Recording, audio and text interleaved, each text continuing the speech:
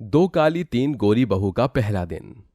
बहुओं, इस कलश को गिराकर गृह प्रवेश करके अंदर आ जाओ। जी माँ जी।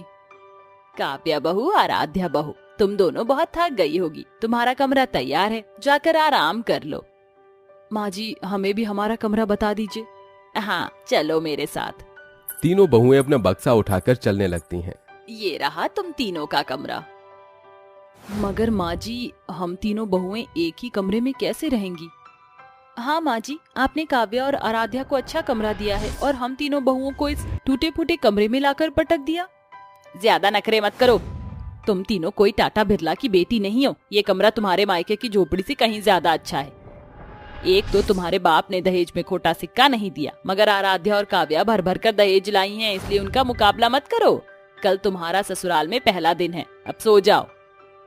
लीला अपनी तीनों बहुओं को उनकी गरीबी के लिए भर भर कर तीखे ताने देकर चली जाती है, जिससे तीनों की आंखों में आंसू भर आते हैं और रूबी रोते हुए कहती है, इसीलिए कि हम गरीब हैं, माँ जी ने हमारी गरीबी की हंसी उड़ाई और हम सुनने के सिवा कुछ न कर सके।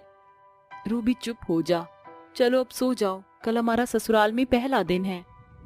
लीलावती स्वभाव से बहुत ही कंजूस और लालची किस्म की थी, इसलिए जब पंडित घर जोड़े राम ने उसे काव्या और आराध्या का रिश्ता बताया तो लीला की नजर उनकी काले रंग के बावजूद उनकी अमीरी और ठाट बाट पर गड़ गई और वो उन्हें बहू बनाने के लिए मान गई। मगर न चाहते हुए भी लीला को अपने तीनों बेटों की शादी गरीब ऐश्वर्या, आस्था और रूबी से करनी पड़ी। सुबह के 4 बज रहे थे, तभी लीलावती जोर जोर से अपनी गरीब बहुओं के कमरे का दरवाजा पीटती है। इतनी सुबह सुबह कौन अलार्म की तरह दरवाजा बजा रहा है? ऐश्वर्या बहू, आस्था बहू, रूबी बहू, अरे दरवाजा खोलो। सास की आवाज सुनकर बहुएं कमरे का दरवाजा खोलती हैं। अरे कुंभकर्ण के साथ मीटिंग कर रही थी क्या, जो दरवाजा खोलने में इतनी देर लगा दी? या फिर कहीं तुम तीनों के कानपुर में हड़ताल तो नहीं पड़ गया? आज तुम्हारा ससुराल में पहला दिन है और तुम मजे से अभी तक घोड़े बेचकर सो रही हो। मगर माँ जी, अभी तो रात के 4 बज रहे हैं। अरे अभी से साफ सफाई शुरू करोगी तब काम खत्म होगा। शादी ब्याह के कारण पूरा घर फैला हुआ है। रूबी बहू, तू जाकर बर्तन मांज और ऐश्वर्या बहू, तू घर बाहर कर आंगन अच्छे से लीप देना और तू आस्था बहू मंदिर साफ कर देना। जी माँ जी।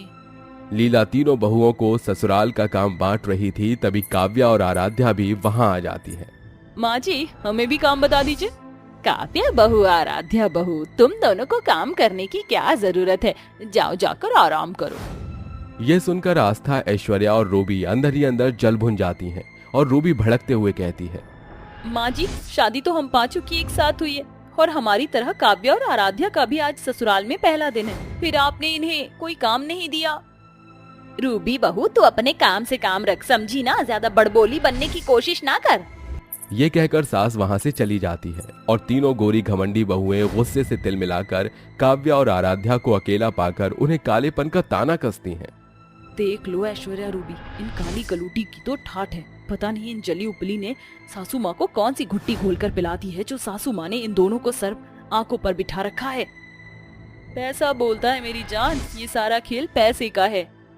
तुम तीनों के मन में हम दोनों के लिए इतनी कड़वाहट क्यों भरी हुई है? क्योंकि तुम दोनों काली कलूटी बहुओं के आगे सासू माँ को हमारी कदर ही नहीं है। ये कहकर तीनों गोरी घमंडी बहू अपने अपने कामों में लग जाती हैं और सारा काम खत्म होने के बाद लीला हाथों में खाने की लिस्ट लेकर किचन में आती है। माँ जी, ये लिस्ट किस चीज की है? ये खाने की लिस्ट है जो आज तुम्हें अपने ससुराल के पहले दिन की रसोई में बनाना है। शाही पनीर, छोले, पूरी, राजमा, पुलाव, गुलाब जामुन, गाजर का हलवा, सोयाबीन चाप, मिक्स वेज, तंदूरी रोटी।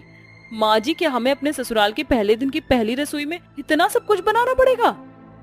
अरे तुम तीनों तो ऐसे कह रही हो जैसे मैंने तुम्हें हिमालय का पहाड़ तोड़ने को कह दिया। मगर माँ जी, हम तीनों इतना सब कुछ कैसे बनाएंगी? पहली रसोई तो हम पांचों बहुओं की होनी चाहिए। अरे तुम तीनों को बहू बनाकर क्या मैं झक मारने के लिए लेकर आई हूँ, जो तुम्हारे रहते आराध्या बहू और काव्या बहू को किचन में करछी चमचा चलाना पड़े? चलो अब शुरू हो जाओ। तीनों बहू गुस्से में बुदबुदाती हुई किचन में आकर पहले रसोई में खाना बनाती हैं। कुछ देर बाद, इतनी देर हो गई मगर हम तीनों ने अभी तक अपनी पहली रसोई में कुछ भी नहीं बनाया है। मैं पिछले 2 घंटे से हलवा बनाने की कोशिश कर रही हूँ, मगर हर बार ये हलवा पानी की तरह पतला हो जा रहा है। और मुझे तो पता ही नहीं कि छोले और राजमा में कौन कौन से मसाले डालते हैं। हम तीनों को माँ की बात मानकर खाना बनाना सीख लेना चाहिए था, मगर हम तीनों को अपने अमीर ससुराल को लेकर ख्याली पुलाव पकाते रह गए। अगर हमने पहली रसोई की रस्म अच्छे से नहीं पूरी की तो आज ससुराल के पहले दिन ही सासू माँ हमारी रिमांड लगा देंगी। अचानक आराध्या और काव्या किचन में आती हैं और तीनों का परेशान चेहरा देखकर पूछती हैं, क्या बात है, तुम सब परेशान क्यों हो? तुम काली कलूटी क्या कहीं की प्राइम मिनिस्टर हो जो हमारी परेशानी हल कर दोगी? देखो, हम जानती हैं तुम तीनों को खाना बनाना नहीं आता, चलो हम तुम्हारी हेल्प करते हैं। इसके बाद आराध्या और काव्या बहू अपनी सास के मना करने के बावजूद भी ससुराल के पहले दिन में होने वाली पहली रसोई की रस्म में खुशी से भरकर खाना बनाती हैं। इतने में लीलावती भी मंदिर से लौट आती है। तभी आराध्या और काव्या खाना लेकर बाहर जाने लगती हैं। तभी रूबी और आस्था खिसियाई आंखों से देखते हुए उनका हाथ खींचते हुए कहती हैं, तुम दोनों ब्लैक ब्यूटी ज्यादा तेज बनने की कोशिश मत करो। ये सारा खाना तुम मेज पर परोस कर माँ जी के सामने अपने नंबर बढ़ाना चाहती हो। लाओ ये खाना हमें दो और मुंह खोलने की कोशिश मत करना। तीनों गोरी घमंडी बहुएं खाना परोसती हैं और तभी खाने का पहला निवाला लीला खुद से पहले अपनी दोनों काली बहू को खिलाती है। ये लो मेरी प्यारी बहू, आज तुम्हारा ससुराल में पहला दिन है। पुरखे पुरनिये कहते थे कि ससुराल के पहले दिन से ही सास बहू के बीच जो शुरुआत होती है वो जीवन भर बनी रहती है। इसीलिए मैं चाहती हूँ कि मेरा रिश्ता मेरी दोनों प्यारी बहुओं के साथ जिंदगी भर खुशियों भरा बीते। ये कहकर लीला अपनी काली बहू को खाने का कौर खिलाती है, जिससे तीनों बहुएं चिढ़ जाती हैं। अरे वाह रूबी, तुमने खाना तो बहुत लाजवाब बनाया है। थैंक यू रणवीर, एटलीस्ट तुमने तो हमारी तारीफ की, वरना माँ जी को तो अपनी काली बहुओं से ही फुर्सत नहीं। रूबी बहू, अपनी जुबान को काबू में रख, समझी ना? तुम तीनों की औकात तो मेरी दोनों अमीर बहुओं के धूल बराबर भी नहीं। मेरे बेटे के कारण तुम तीनों इस खानदान की बहू बन गई, वरना तुम जैसों को मैं इस घर की नौकरानी भी नहीं बनाती। आखिर किस बात का घमंड है तुम्हें? ना घराने से ऊंची हो और ना हरकतें अच्छी हैं। ससुराल के पहले ही दिन अपनी सास की जली कटी बातें सुनकर तीनों पिनकते हुए अपने अपने कमरे में चली जाती हैं और लीला अपनी गोरी घमंडी बहुओं को सारा दिन किसी न किसी कामों में उलझाई रहती, जिसके गुस्से का गुबार वो तीनों काव्या और आराध्या पर फोड़ती हैं। देखते ही देखते शाम ढल जाती है। लीला अपनी 5 बहू को अपने पास बुलाती है। आज शाम को तुम पांचों की मुंह दिखाई है, इसे पहनकर तैयार हो जाना। लीला अपनी गरीब गोरी बहू को हल्की सी साड़ी और काली अमीर बहू को महंगा सा लहंगा देती है। 5 बहुएं सज धज कर मुंह दिखाई में आकर बैठ जाती हैं। सभी औरतें एक एक करके बहुओं को उपहार देती हैं। तभी लीला अपनी अमीर बहू को 9 लखा हार तो वहीं गरीब बहू को सस्ता तोहफा देती है, जिस पर बहुएं बौखला कर बोलती हैं, बस बहुत हुआ माँ जी, आपने तो हद ही कर दी। इसलिए कि ये दोनों काली कलूटी अमीर हैं, आप सबको जिन्हें दे रही हैं, और हम इतनी गोरी और सुंदर हैं, फिर भी आप हमारे साथ फर्क कर रही हैं। सासू जी, आपने हमारी कदर जानी ही नहीं। ऐश्वर्या, ये सब तुम्हारा भी हो सकता है, मगर फर्क सिर्फ सोच का है। तीनों गरीब होकर भी इतनी घमंडी हो और हम अमीर होकर भी परिवार को लेकर चलने की सोच रखती हैं। मगर गलती तुम तीनों की भी नहीं है, क्योंकि माँ जी जब लड़की शादी करके ससुराल जाती है तो वो हजारों सपने लेकर अपने साथ आती है। आप उन्हें समझ नहीं सकी। ये सुनकर लीला की आंखों पर पड़े लालच का पर्दा हट जाता है। आराध्या बहू बिल्कुल ठीक कह रही है, तुम तीनों मुझे माफ कर दो बहुओं। गलती तो हमसे भी हुई है, काव्य और आराध्या हमें भी माफ कर दो। तुम दोनों बहुत ही अच्छी हो, हमें तुमसे और तुम्हारी अमीरी से चिढ़ना नहीं चाहिए था। इसके बाद काली और गोरी बहुएं एक दूसरे के गले लग जाती हैं। इस तरह 5 बहुओं के ससुराल का पहला दिन कुछ खट्टे तो कुछ मीठे एहसासों से भरा हुआ बीतता है। साक्षी की शादी एक बहुत ही गरीब परिवार के लड़के अमर से हो जाती है। अमर गांव में छोटी मोटी मजदूरी करके रोज के 200 रुपए ही कमाता था। साक्षी के ससुराल में उसकी सास कमला, जो साक्षी को सांस तक नहीं लेने देती थी, और उसकी नंद रिया, जो हमेशा साक्षी को बुरा भला कहती थी। अरे मनहूस कहीं की, क्या सारा दिन रोटियां बनाने में ही लगा देती है। जल्दी उठ और घर के बाकी काम कर। जब से इस घर में आई है पनौती ही छा गई है। पता नहीं कौन सी मनहूस घड़ी देखकर मैंने इसे अपने घर की बहू बनाया था। माँ, मुझे कुछ पैसे दे दीजिए ना, मुझे अपनी सहेली के बर्थडे पार्टी में जाना है।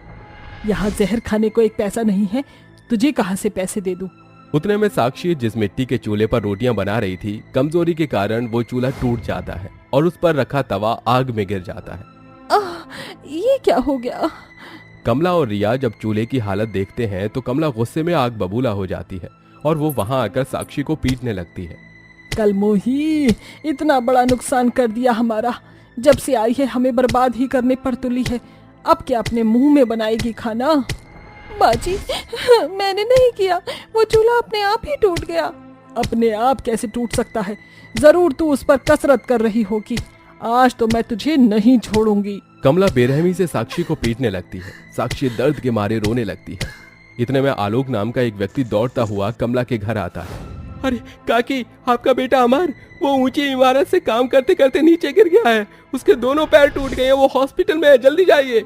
ये बात सुनकर साक्षी, कमला और रिया के पैरों तले जमीन खिसक जाती है और वो दौड़ते हुए हॉस्पिटल जाते हैं, जहां अमर बेड पर लेटा हुआ था और उसके दोनों पैर टूट चुके थे।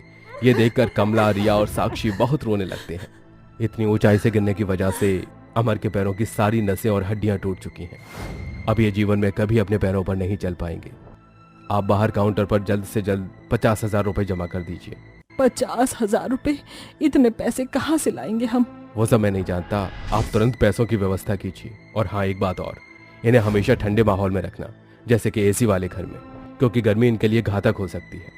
इतना कहकर डॉक्टर वहां से चले जाते हैं। माँ, हम इतने पैसे कहाँ से लाएंगे अब? माँ जी, हम हमारा घर बेच देते हैं ना, मैं अपने गहने बेच देती हूँ, ऐसे करके पैसों का इंतजाम हो जाएगा। ये सब तेरी वजह से हुआ है साक्षी, तू ही हमारे लिए बर्बादी बनकर आई है। जब से आई है हमारे साथ कुछ ना कुछ बुरा ही हो रहा है। कमला फिर से साक्षी को खरी खोटी सुनाती है। उसके बाद वो अपना छोटा सा घर बेच देते हैं और साक्षी अपने छोटे मोटे गहने बेच देती है। जैसे तैसे पैसों का इंतजाम हो जाता है। तभी कमला एक छोटा सा किराए का घर लेती है, जो एक कमरे का घर था। उसमें पंखा भी नहीं था। 2 दिन यूं ही बीत जाते हैं। इन दिनों कड़ी गर्मी पड़ने लगती है। अब डॉक्टर ने अमर को एसी में रहने को कहा था। एक दिन दोपहर में, साक्षी, मुझे इस गर्मी में बहुत तकलीफ हो रही है, कुछ करो साक्षी, मेरी ये तकलीफ कैसे भी करके दूर करो। माँ जी, अब क्या करें हम? यहाँ तो पंखा भी नहीं है, ना हमारे पास एक पैसा है। अब हम एसी कहाँ से लगाएंगे? पता नहीं मेरे परिवार के साथ ही क्यों ऐसा हो रहा है। यहाँ घर में खाने को नहीं है, पास में पैसा नहीं है और बेटे की हालत ऐसी। जो कमाई का जरिया था वही घर में चारपाई पर बैठ गया। अब कैसे हमारा गुजारा होगा? उतने में साक्षी घर से बाहर आती है। तभी उसे एक महिला अनीता रास्ते पर बैठे सब्जी बेचते दिखाई देती है। काकी, क्या आपकी नज़र में इस गांव में ऐसा कोई है जो मुझे कोई काम दे सके? मुझे काम की बहुत ज़रूरत है माँ जी। एक काम है मेरे पास। मैं कब से एक महिला की खोज में हूँ जो रोज सवेरे से शाम तक गांव में घूमकर मेरी ये सब्जियां बेच सके। क्या तुम ये काम करोगी? मैं तुम्हें रोज के 100 रुपए दे दिया करूंगी। इतने कम पैसे? इतने कम पैसों में क्या होगा? पर दूसरा कोई काम ही नहीं है ना, तो कोई मुझे काम दे ही रहा है तो एक काम करती हूँ, जो है वही करती हूँ। साक्षी अनीता से सब्जी का टोकरा लेती है और सारा दिन गाँव में घूमकर वो सारी सब्जियां बेच देती है। शाम का समय अनीता खुश होकर साक्षी को 150 रुपए दे देती है। वो पैसों से साक्षी थोड़ा राशन लेकर अपने परिवार को खाना बनाकर खिलाती है। बहू, ये पैसे कहाँ से लाई तू? माँ जी, एक काकी है जो अपने गांव में सब्जियां बेचती हैं। अब से मैं उनकी सब्जियां गांव में बेच रही हूँ। वो बदले में मुझे इस काम के पैसे दे रही हैं। धीरे धीरे हम पैसा जमा करके इनके लिए एसी खरीद लेंगे ताकि इनकी तकलीफ दूर हो जाए। भाभी, पता है ना एसी कितना महंगा आता है? ये 100 रुपए रोज से क्या होगा? रिया बहन, समंदर भी एक एक कतरे के पानी बूंद से ही बनता है। अगर दिल में ठान ले तो हर काम आसान होता है। अपने परिवार को ये कैसी दुविधा में डाल दिया मैंने। जहाँ मुझे अपने परिवार का सहारा बनना चाहिए था, वहाँ मैं खुद अपने परिवार पर बोझ बनकर बैठा हूँ। आप चिंता मत कीजिए, जब तक मैं हूँ ना, आपको कुछ नहीं होने दूंगी। उस दिन से साक्षी रोज गांव में सब्जी बेचने लगी। ऐसे ही कई दिन बीत जाते हैं। बढ़ते दिनों के चलते अमर की तकलीफ भी ज्यादा बढ़ने लगी। एक दिन साक्षी अनीता के घर आती है और उसे अपने पति की सारी तकलीफों के बारे में बताती है। साक्षी, मेरे पास एक खेत है जिसमें मैं ये सब्जियां बोती हूँ। मैंने तुम्हारी ईमानदारी देखी है। तुम बहुत मेहनती और ईमानदार हो। यही देखकर मैं तुम्हें एसी खरीदने के पैसे देती हूँ, पर बदले में तुम्हें रोज मेरे खेत में काम करना होगा। मैं तुम्हें जो पैसे दे रही हूँ, इन पैसों के बदले में तुम मेरे खेत में काम करती रहना। तुम्हारा कर्ज भी चुक जाएगा और मेरा काम भी होता रहेगा। साक्षी को अनीता की ये बात बहुत पसंद आ जाती है और वो अनीता से पैसे लेकर एक नया एसी खरीद कर अपने घर में लगा देती है, जिसके बाद अमर की सारी तकलीफ दूर हो जाती है। मुझे माफ कर दे बहू, मैंने हमेशा तुझे बुरा भला कहा, तेरा अपमान किया और तूने मेरे बेटे के लिए इतना सब कुछ किया। सब्जियां बेचकर उसके लिए एसी ले आई। साक्षी, तुम इतना पैसा कैसे लौटाओगी अनीता काकी को?